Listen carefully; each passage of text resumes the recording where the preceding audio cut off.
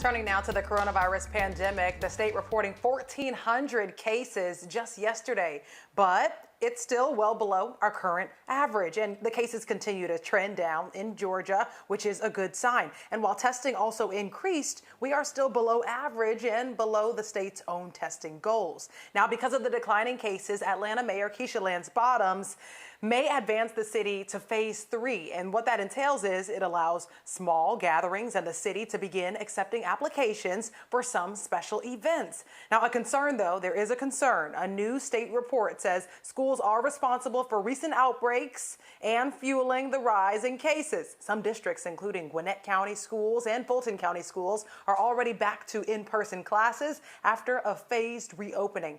But others, including Atlanta Public Schools and Cobb County schools, are still offering virtual classes as an option. Now, of course, I want to bring in Liza Lucas. A lot of people have been talking about these options. So can we break these down, Liza? That's right. And this all comes down to data from a new report, the Georgia Department of Public Health laying out the latest data, which actually shows more outbreaks in schools last week compared to nursing homes and workplaces combined. So a few details from those numbers. We are looking at the week starting with September 13th to September 19th. And what that data shows is 32 outbreaks reported in schools. And that's a drop from the previous week. But school outbreaks in that time period still topped nursing homes, which reported 20 outbreaks in the same time frame. And workplaces, they had 11.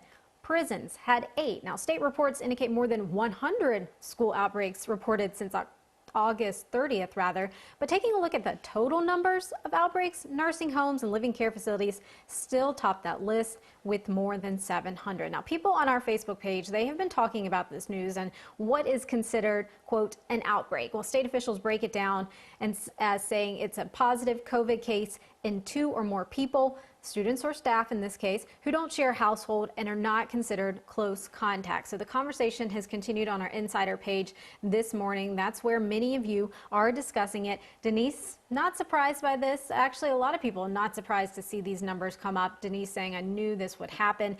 Za Clark talking about her personal situation. Her kids are now still virtually learning and she's not too upset about it right now as where things stand. But a lot of people also wondering how to really assess the risk in their district, in their schools. Some districts are publishing those numbers. Some schools, rather, are publishing those numbers. So you can head over to your district page and look up that data and see for yourself the latest case count by week. But a lot of questions still around those numbers, but still a very interesting report that we're going to stay on top of. You can check the latest data on 11live.com and always weigh in. Morning Rush ATL.